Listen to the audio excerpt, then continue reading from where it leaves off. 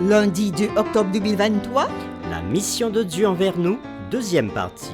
nous vous accueillons de nouveau sur votre chaîne L'Aventure dans la Parole. Et nous sommes heureux de vous souhaiter à nouveau la bienvenue. Que Dieu nous ouvre l'esprit, qu'il nous guide dans l'enseignement de la parole et qu'il nous bénisse. Et nous vous invitons à participer avec nous en cliquant sur le pouce, en vous abonnant pour recevoir la notification chaque jour. Laissez-nous des commentaires pour ce que vous avez compris ou encore ce que vous avez appris. Et surtout, partagez le lien avec tous vos contacts. Le texte à mémoriser que nous vous invitons à dire avec nous se trouve dans Matthieu chapitre 28, le verset 19. Allez, faites de toutes les nations des disciples, les baptisant au nom du Père, du Fils et du Saint-Esprit. Nous vous invitons à le redire avec nous. Matthieu chapitre 28, le verset 19. Allez, faites de toutes les nations des disciples, les baptisant au nom du Père, du Fils et du Saint-Esprit. Quelle mission Jésus confie-t-il à ses disciples avant de quitter la terre? Qui est à l'origine de cette mission? Envers qui les disciples doivent-ils remplir cette mission?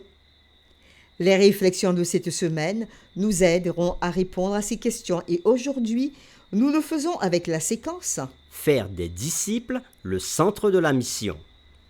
Nous lirons ensemble maintenant Matthieu chapitre 28, les versets 16 à 20. Et nous répondrons à la question suivante. Quels éléments du discipulat pouvez-vous identifier dans ce passage? Matthieu 28, versets 16 à 20. Les 11 disciples allèrent en Galilée, sur la montagne que Jésus leur avait désignée. Quand ils le virent, ils se prosternèrent devant lui, mais quelques-uns eurent des doutes. Jésus, s'étant approché, leur parla ainsi. Tout pouvoir m'a été donné dans le ciel et sur la terre. Allez, faites de toutes les nations des disciples, les baptisant au nom du Père, du Fils et du Saint-Esprit, et enseignez-leur à observer tout ce que je vous ai prescrit. Et voici, je suis avec vous tous les jours, jusqu'à la fin du monde. Après lecture de Matthieu chapitre 28, les versets 16 à 20 que nous venons de faire, répondons maintenant à la question « Quels éléments du discipulat pouvons-nous identifier dans ce passage ?» Matthieu chapitre 28, versets 16 à 20 déclare le mandat biblique communément identifié comme le grand mandat, dans lequel Jésus ordonne à ses disciples, premièrement, d'aller, Au verset 19, de faire des disciples, toujours au verset 19, de les baptiser toujours au verset 19, et de les instruire dans la foi et les initier à la communion fraternelle. au verset 20. Ce grand mandat est décliné dans différents autres textes. Nous pouvons le lire par exemple dans Marc chapitre 16, les versets 15 et 16, Luc chapitre 24, les versets 44 à 49, Jean chapitre 20, versets 21 à 23 et Actes chapitre 1er, le verset 8. Lisons ces différents textes. Marc chapitre 16, les versets 15 et 16.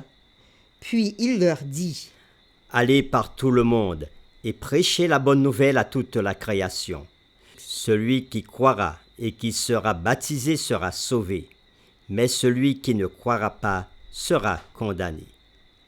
Luc chapitre 24, les versets 44 à 49.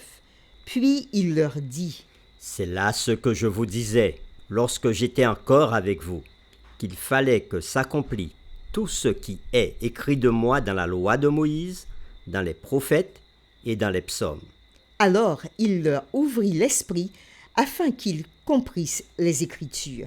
Et il leur dit, Ainsi, il est écrit que le Christ souffrirait et qu'il ressusciterait des morts le troisième jour, et que la repentance et le pardon des péchés seraient prêchés en son nom à toutes les nations, à commencer par Jérusalem.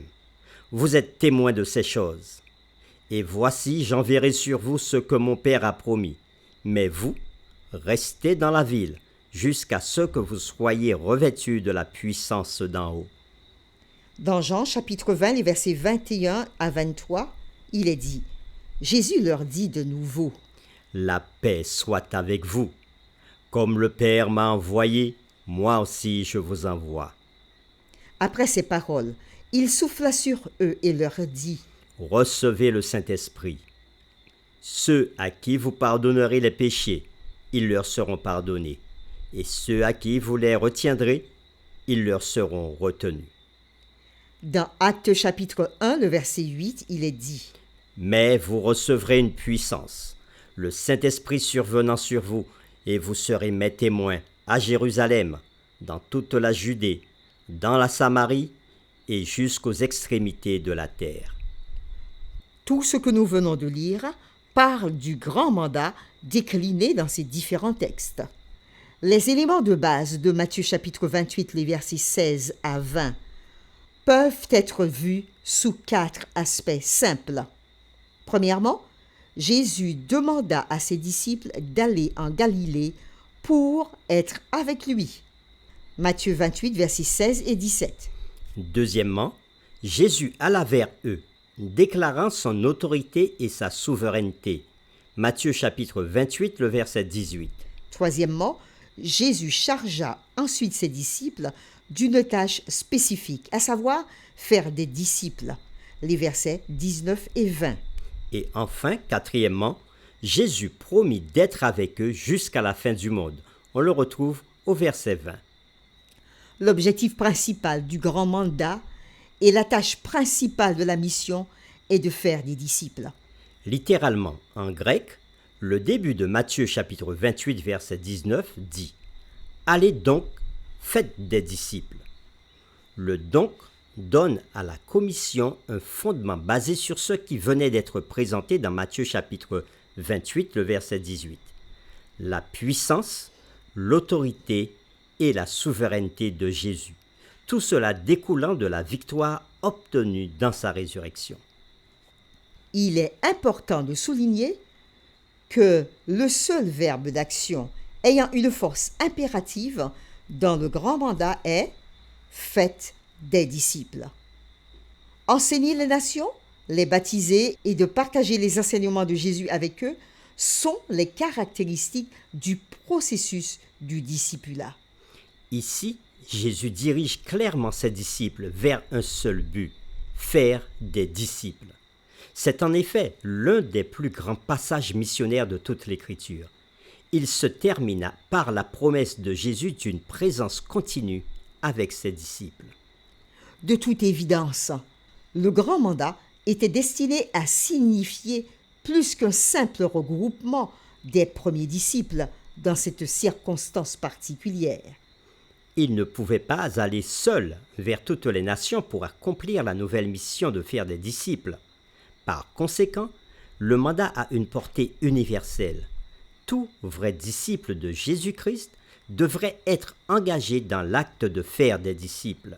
De plus, le message à transmettre, l'évangile éternel de Jésus, est destiné au monde entier, sans limite géographique, sociale ou ethnique. Pour terminer, réfléchissons à ces questions. La mission consiste à faire des disciples. Comment ce mandat du Maître affecte-t-il notre façon de vivre et de servir les autres? Que pouvons-nous faire pour participer davantage à ce que nous avons été appelés à faire?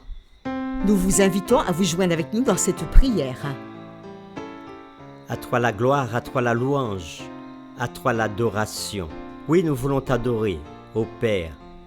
Nous voulons t'apporter aussi notre adoration, Jésus, Fils de Dieu. Nous voulons aussi t'apporter notre adoration. Saint-Esprit, toi qui nous guides dans la mission. Aujourd'hui encore, nous avons parlé du grand mandat que Jésus nous a laissé avant de partir, de quitter cette terre. Et dans ce mandat est contenue avec force toute la mission que tu donnes à tes disciples. Jésus a donné cette mission à ses disciples avant de quitter la terre, mais cette mission est aussi pour les disciples de toutes les générations. Jésus a dit « Allez, faites des disciples ». Il l'a dit avec une intensité toute particulière, de faire des disciples. Et après, tout le reste vient. Les baptiser, les enseigner. Oui Seigneur, tu as recommandé à tes disciples qui vivent aussi au XXIe siècle d'aller et d'accomplir cette mission avec ton autorité et surtout avec ce que tu as promis, la puissance du Saint-Esprit. Cette mission n'est pas la nôtre, mais c'est la tienne, et tu l'accompliras avec tous ceux qui s'engagent pour faire ta volonté. Aide-nous à le faire, pour que ta parole s'accomplisse dans nos vies et dans la vie de ceux qui nous entourent. Nous t'avons prié en ton nom et pour ta gloire. Amen.